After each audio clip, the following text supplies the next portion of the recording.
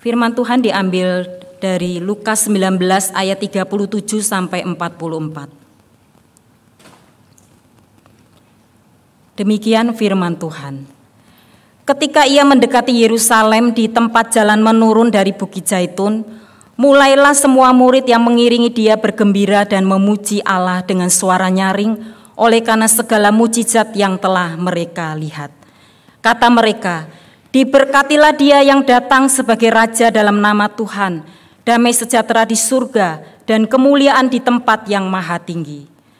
Beberapa orang Farisi di antara orang banyak itu berkata kepada Yesus, "Guru, tegurlah murid-muridmu itu."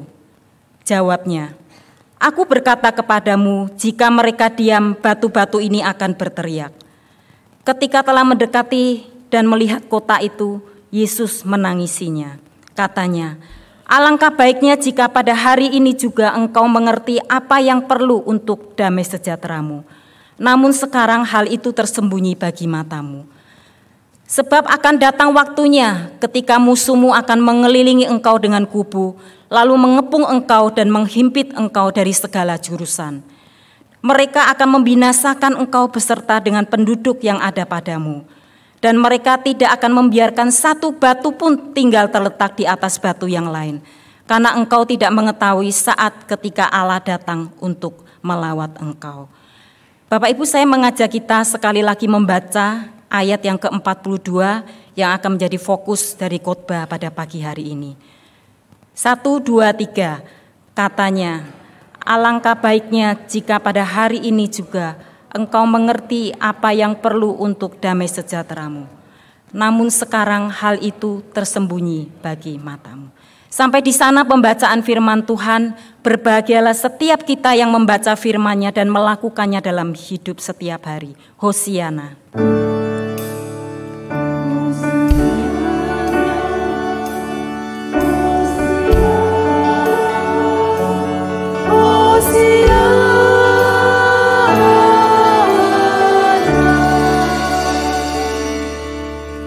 Bapak Ibu yang dikasihi oleh Tuhan, baru-baru ini ada sebuah kisah, satu kisah viral tentang seorang bernama Ibu Ida Dayak yang mempunyai kemampuan di luar nalar manusia. Dia dapat menyembuhkan berbagai orang yang sakit, entah itu sakit stroke, sakit tulang bengkok, sakit tuli, sakit bisu, dan lain sebagainya. Dan dalam pengobatannya ia tidak pernah memungut biaya alias gratis. Karena itu Bapak Ibu, sudah ribuan orang atau banyak orang berbondong-bondong datang kepadanya. Bahkan rela antri panjang demi mencari kesembuhan. Bapak Ibu yang dikasihi oleh Tuhan, fenomena ini menyatakan satu harapan pada banyak orang bahwa mereka ingin dilepaskan dari berbagai bentuk penderitaan yang selama ini menyiksa mereka secara fisik maupun batin. Bapak Ibu yang dikasihi oleh Tuhan, harapan semacam ini juga menjadi harapan orang-orang Yahudi ketika Yesus hidup. Orang-orang Yahudi hidup dalam kondisi politik yang tidak menguntungkan. Mereka ada di bawah penjajahan bangsa Romawi. Sebagian besar masyarakat berada di bawah ekonomi miskin. Belum lagi orang-orang yang mengalami berbagai macam penyakit-penyakit yang membuat mereka menderita. Sehingga wajarlah timbul suatu harapan baru dengan kehadiran Yesus Kristus yang dapat memberi pertolongan kepada mereka. Yesus yang akrab dengan orang miskin, yang peduli dengan orang banyak, yang memberi makan 5.000 orang, yang menyembuhkan orang sakit lumpuh, orang bisu, orang buta, bahkan orang mati dibangkitkannya.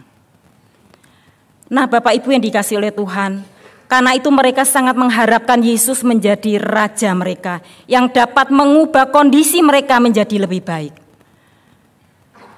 Maka pada suatu ketika Yesus memasuki kota Yerusalem, mereka mengeluh-ngeluhkan, mereka berteriak-teriak mengeluhkan Yesus. Orang banyak mengharapkan Yesus menjadi Raja mereka yang dapat membebaskan mereka dari kondisi yang buruk. Itulah yang akan kita saksikan pada pagi hari ini. Mari kita saksikan video ini.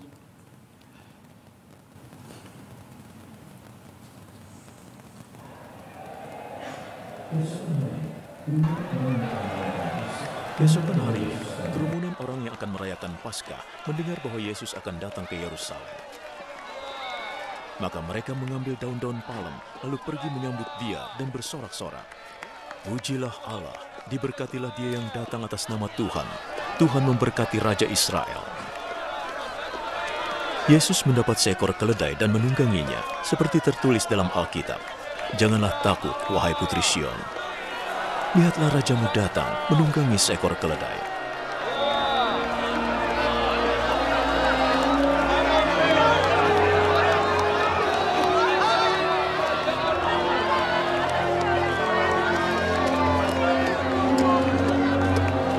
Saat itu murid-muridnya belum mengerti semua itu. Tetapi setelah Yesus dibangkitkan dalam kemuliaan, barulah mereka ingat bahwa yang dilakukan orang-orang terhadapnya sudah tertulis dalam Alkitab.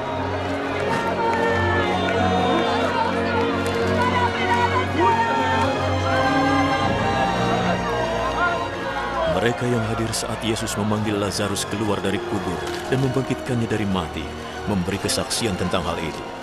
Sehingga banyak orang menemui Yesus karena mereka mendengar bahwa ia membuat keajaiban itu. Orang-orang Farisi berkata satu sama lain, "Sepertinya kita tidak bisa berbuat apa-apa. Lihat, seluruh dunia mengikutinya."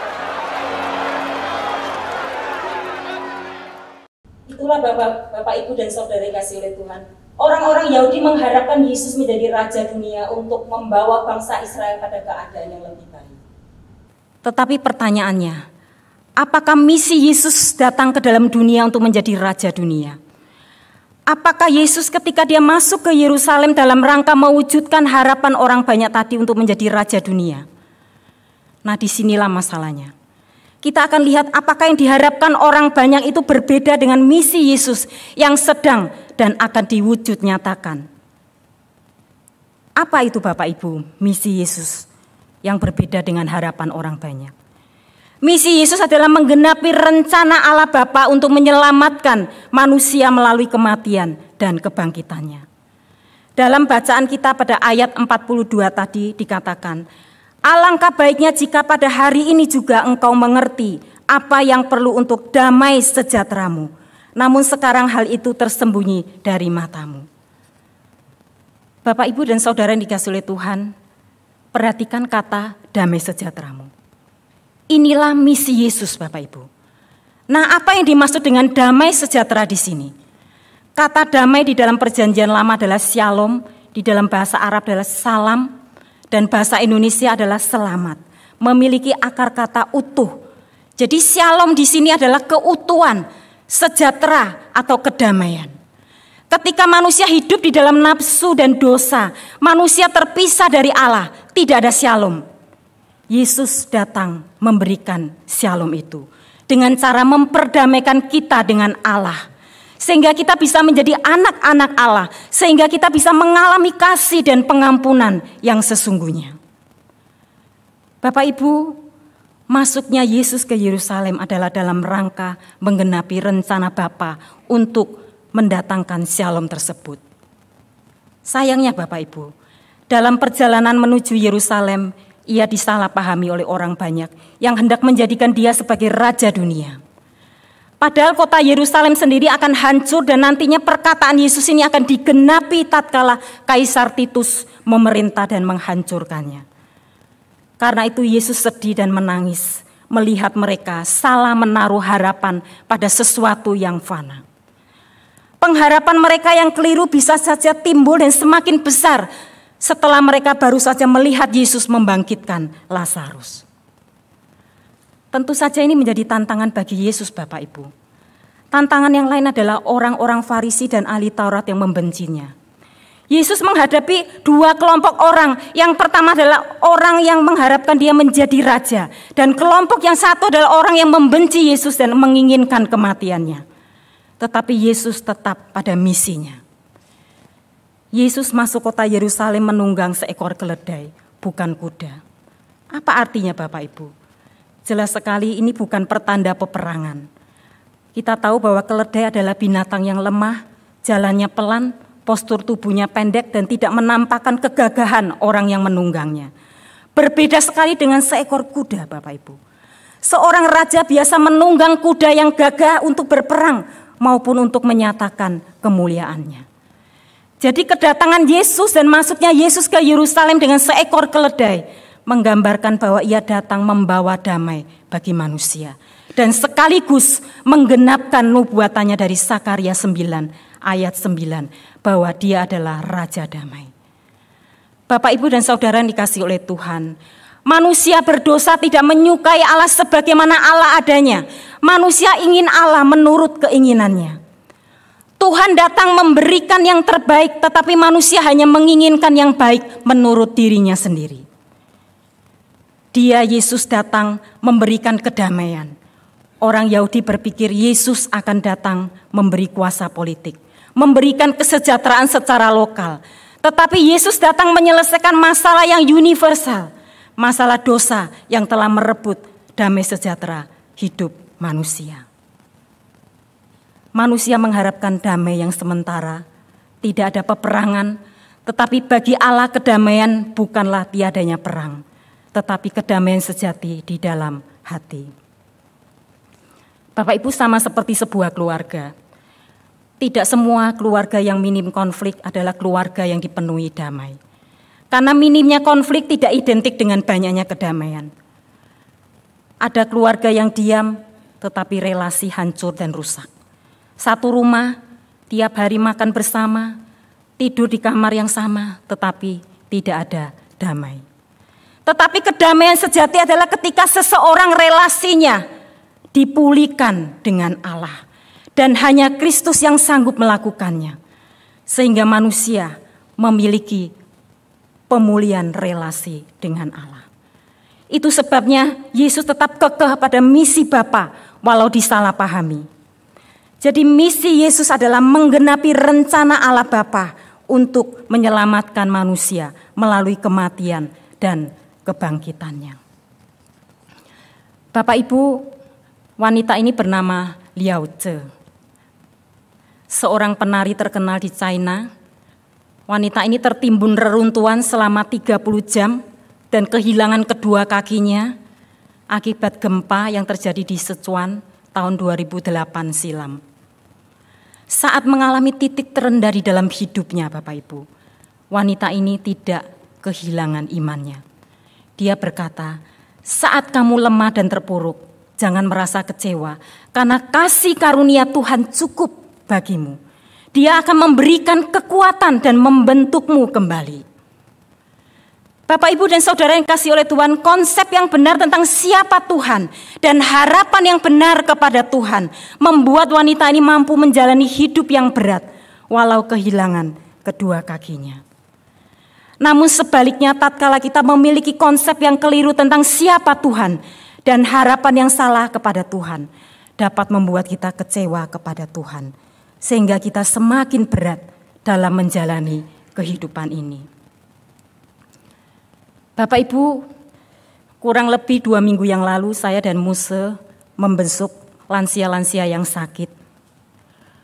Satu lansia berkata, Muse, wo kecewa sama Tuhan.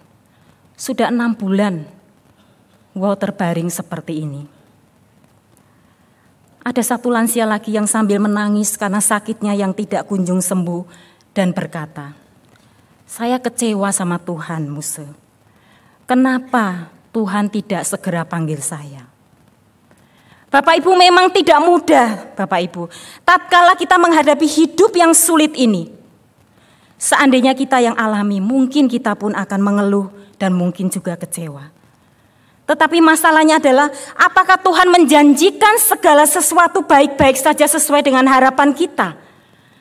Atau kita yang salah menaruh harapan kepada Yesus yang tidak pernah menjanjikannya? Yesus tahu apa yang perlu Dia kerjakan buat damai sejahtera kita, yaitu melalui kematiannya. Agar relasi kita dipulihkan dengan Bapa, agar relasi kita didamaikan dengan Bapa.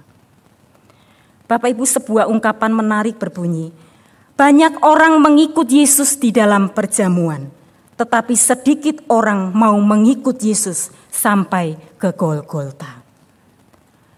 Apa yang Yesus lakukan melampaui apa yang diharapkan orang banyak. Yesus memberikan apa yang perlu bagi damai sejahtera kita. Dia menjanjikan sebuah relasi dengan Allah dan memberikan damai sejahtera yang sesungguhnya, yaitu kehidupan kekal. Mengapa Bapak Ibu kita perlu memahami misi Yesus? Agar kita tidak salah menaruh harapan kepada Yesus. Agar kita tidak kecewa dan menyangkal Yesus. Itulah yang kemudian kita lihat pada orang banyak. Mereka yang awalnya berteriak, Hosana, Hosana, memuji Allah. Tetapi pada akhirnya mereka berteriak, salibkan dia, salibkan dia. Ironis bukan Bapak Ibu? Kita perlu mempercayai Yesus sesuai dengan misi Bapa. Bukan mempercayai Yesus dengan harapan-harapan tertentu pada kita. Bapak Ibu, Yesus Tuhan kita tentu memahami penderitaan kita secara fisik, ekonomi, sakit, penyakit. Tuhan Yesus sangat paham Bapak Ibu dan ikut merasakan penderitaan kita di dunia ini. Tetapi Yesus Dia ingin lebih lagi kita bukan sekedar mengalami pemulihan secara fisik di dunia. Apalagi mencari kesembuhan pada orang-orang yang kita anggap punya kemampuan di luar nalar manusia. Tetapi Tuhan Yesus ingin kita lebih mengalami pemulihan relasi dengan Bapa. Dan itulah damai sejahtera yang perlu bagi kita. Kita hidup di dunia yang telah jatuh di dalam dosa dengan segala akibat dosa, penderitaan dan lain sebagainya. Tetapi kelak kita akan mengalami pemulihan itu ketika Yesus benar-benar menjadi Raja atas langit dan bumi yang baru. Bapak Ibu, maka hari-hari ini ketika kita ada dalam pergumulan, jangan kita putus asa. Tetap pandanglah Yesus di dalam hidup ini. Kita tetap berjuang dengan cara-cara yang baik. Ketika kita merasa tidak kuat dengan segala bentuk penderitaan, pandanglah Kristus dan arahkanlah pada kehidupan yang kekal, di mana kita akan mengalami keadaan yang dipulihkan dan sempurna dikerjakan oleh Allah Bapa. Bapak Ibu yang dikasihi oleh Tuhan, apapun yang terjadi yang menimpa kita, pandanglah bahwa itu sebagai izin Tuhan membentuk kita, untuk kita lebih kuat, untuk kita lebih berpengharapan di dalam Kristus. Amin.